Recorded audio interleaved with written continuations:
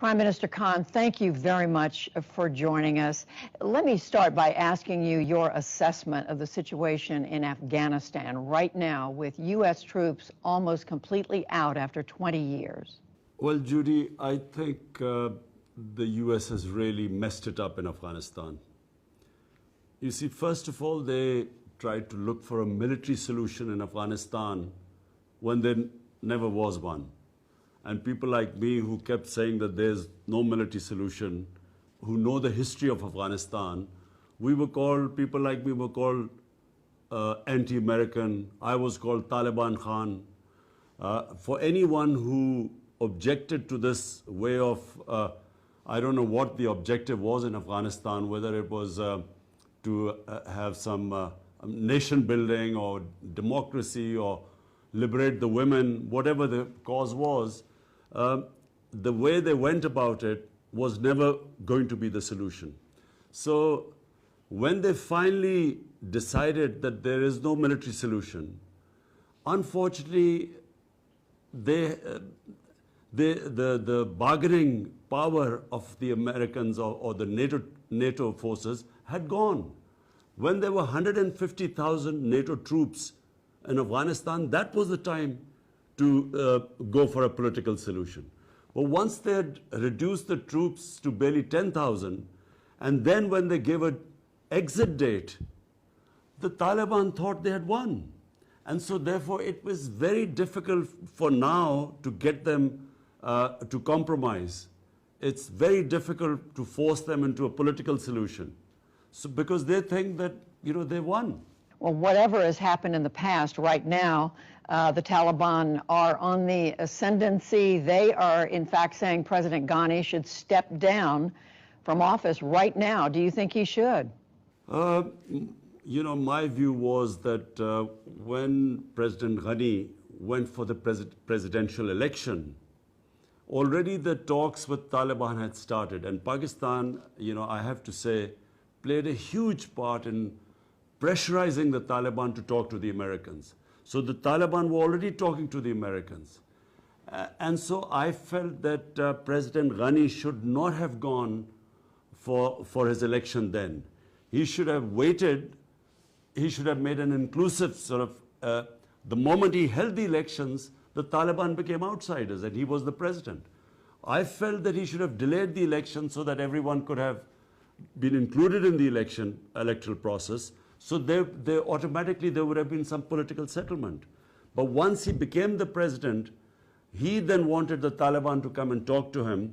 Taliban did not refuse to talk to him. They were willing to talk to the Americans, to the other Afghan leaders, but they would not talk to President Ghani. And that's where the deadlock took place. Well, whatever has happened in the past, as we said, the Taliban now is on the rise in Afghanistan. Is that a good outcome for Afghanistan?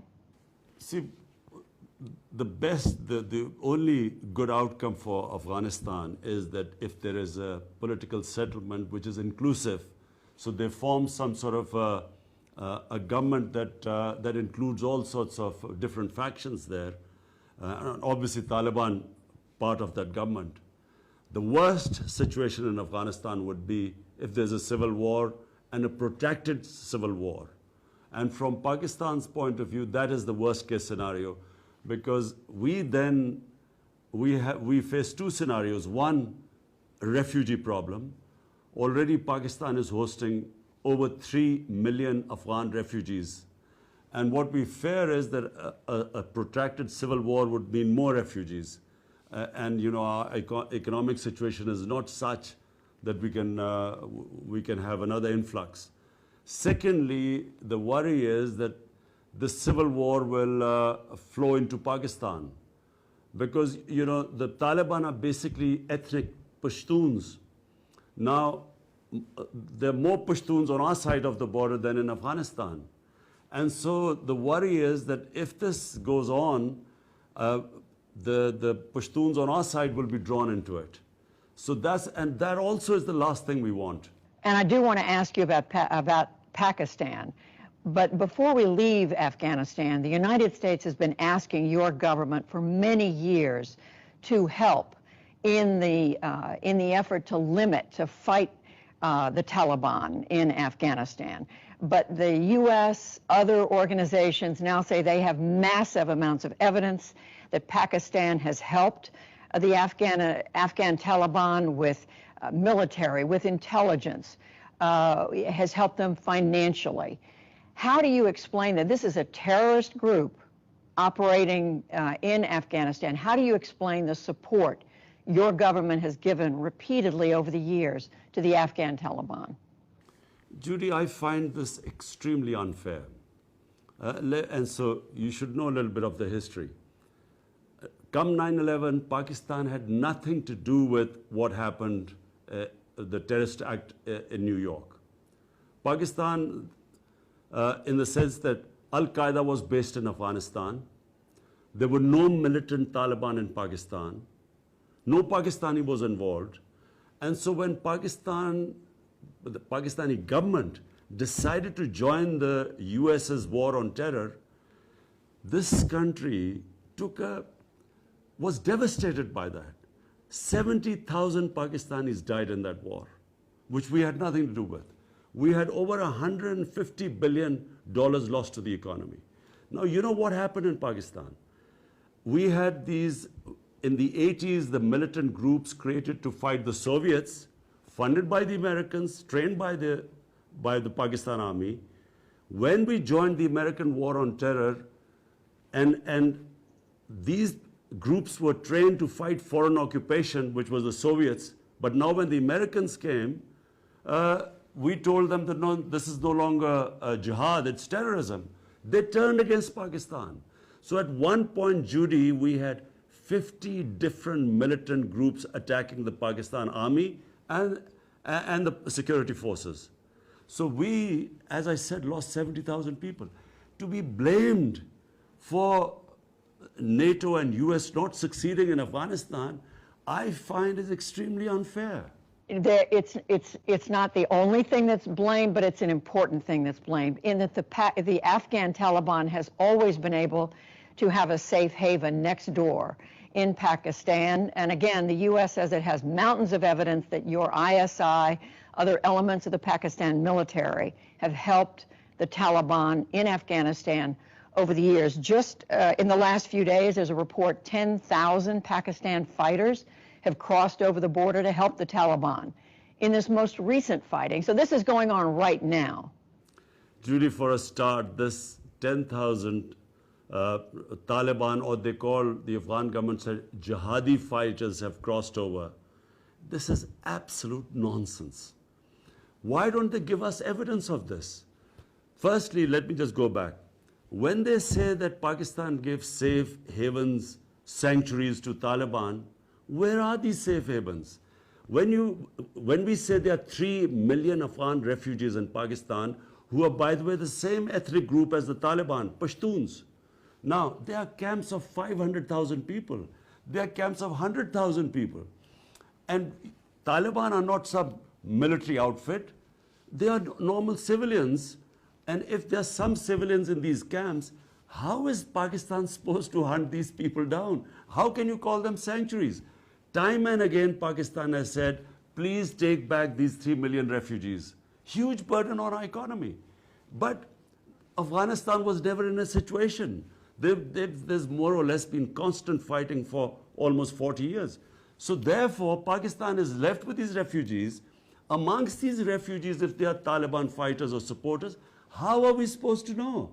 And we have been saying this time and again to the US. Are you saying there's nothing that Pakistan could be doing to stand up to the Taliban after all these years? And again, the border has become almost porous for Taliban to be able to go back and forth. Let me ask you, Mr. Prime Minister, what relationship do you want now with the United States? You've said under no circumstances would you allow the U.S. to set up the CIA to have any sort of bases in Pakistan to support counterinsurgency. But are you saying no cooperation with the U.S. To fight terrorism? Judy, let me first clarify. the border between Pakistan and Afghanistan is 1,500 miles long. It is one of the most mountainous countries, and it never had a border. This is called the Durand Line. People freely crossed from one side to the other. The tribes were divided by the British when this border was made in 1947. So there was never any border. Now, what Pakistan has done, in order to stop these accusations that we are sending in people from here, this is the first time the border has been fenced. We have spent a huge amount of money to fence 90% of the border today. And finally, we will have a complete border there where there was nothing before. Now, when you say about US having bases for counterterrorism, please let me make you understand this. When a country loses 70,000 people and is bankrupted by this war on terror, when we joined the US after 9/11, we do not have the capacity to have any more fighting within our border, any terrorism within our country, because when we were in the height of that war on terror, which Pakistan joined, there were suicide bombs taking place all over the country. The businesses collapsed, tourism collapsed. So what we do not want to be is part of any conflict. Now, if there's a conflict going on in Afghanistan and there are bases in Pakistan, we then become targets. We will then become part of a conflict which we were in the last 15 years, and we do not want. We want to be partners in peace, but not in conflict. So are you saying, what sort of relationship do you want? What do you expect from the United States at this point? You're looking for a trading relationship. What is it that you want your relationship with the United States to be after this very fraught period of the last 20 plus years? Well, Judy, the last relationship was transactional. Pakistan was more like a hired gun. The US says that we paid you, gave you aid, and that's why you were fighting this so-called war on terror. Pakistan, on the other hand, felt that here was a country which had no need to be part of this war. It loses 70,000. I mean, which other country has lost 70,000 people fighting for someone else's war? So Pakistanis felt that here we were fighting US's war, our economy devastated, aid was minuscule compared to the amount of money we lost in the economy, and yet we were blamed for the failure in Afghanistan. This is the Pakistani point of view. Now, Pakistan's position is very straightforward. We want to help, and we have helped, getting the Taliban to talk to the US, got them on the dialogue table, and this will be vouched by Zalmay Khalilzad, who's the American point person in Afghanistan and dealing with the Taliban. We have done our bit. Now, what we cannot afford now, if there is civil war, what US wants is bases in Pakistan, if there's civil war in Afghanistan. So, but if there's civil war in Afghanistan, bear in mind, more than the Pashtuns in Afghanistan, only about 1/3 to the Pashtun population, so 2/3 are in Pakistan. We will immediately get stuck into it. There will be terrorism within Pakistan in support of the Pashtuns. We do not want, apart from anything else, our country cannot afford it. We have just recovered from a desperate economic situation, and we do not want to go through it again. I hear that message. At the same time, do you expect that if the Taliban does succeed in Afghanistan, you're going to have a country next door where women, for one thing, are not allowed to have an education after the age of 8, that you're going to have a country run by a group of terrorists, in effect? But Judy, what are we supposed to do about it? I mean, here were the US for 2 decades in Afghanistan trying to force a military solution. The reason why we are in this position now is because the military solution failed. Now, what choices have we got? The best choice is that somehow we have a political settlement of Afghanistan where it is, as I repeat, an inclusive government. So Taliban sit down with the other side and they form an inclusive government. This is the best outcome. There is no other outcome. because the military solution has failed. Then why can't